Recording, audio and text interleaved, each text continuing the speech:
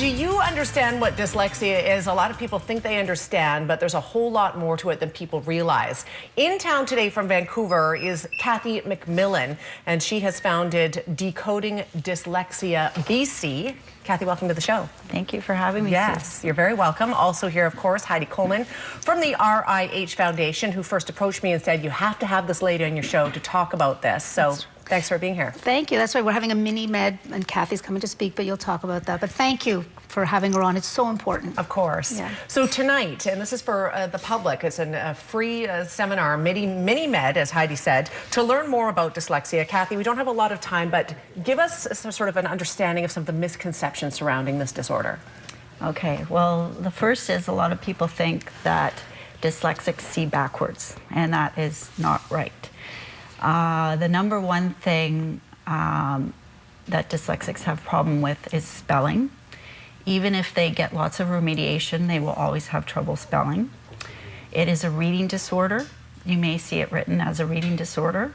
Dyslexia is a medical term. You don't usually hear schools calling it dyslexia. They like to use the term learning disability.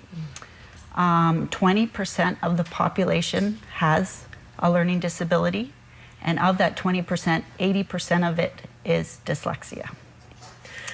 Are our children being sought out and diagnosed with this properly? Are they being checked properly? Are a lot slipping through the cracks is my question. Many of them, most of them are slipping through the cracks. In this province, only about 1 to 3% of the kids in our school system get reported to the ministry as having a learning disability. So that's 20% of us have it, only 1 to 3% is getting reported to the ministry. So those are the kids that are getting help in our school systems, private and public.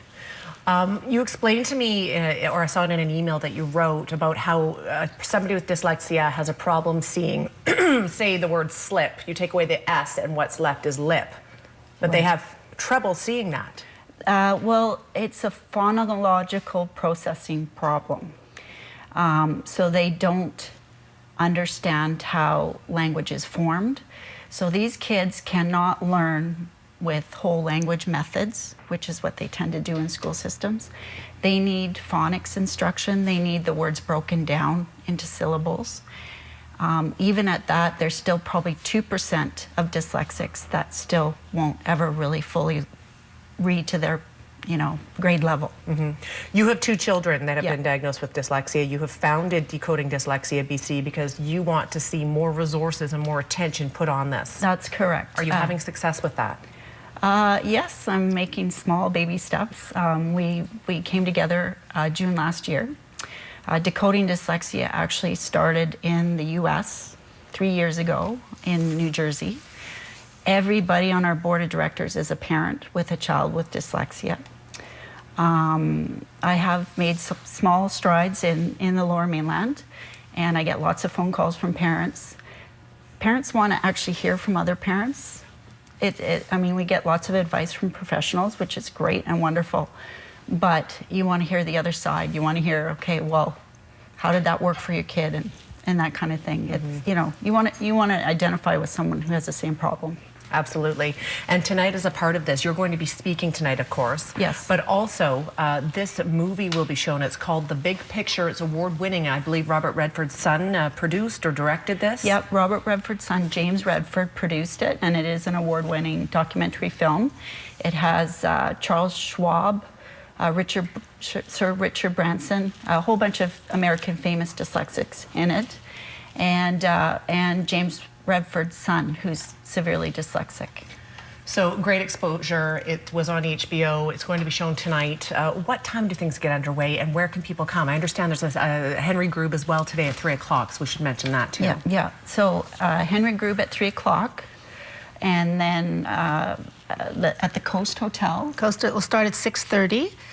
And we'll start, Cathy will speak, and then we'll show the movie, and we'll have a discussion after. We're hoping that parents will come, ask questions. We'll have some experts in the audience.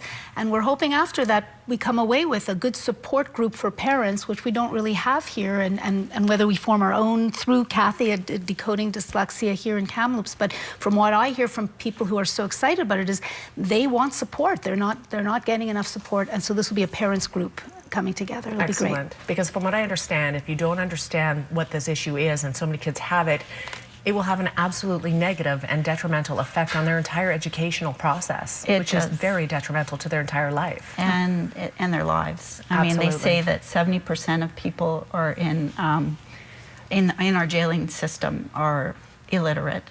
So probably most of them are dyslexic.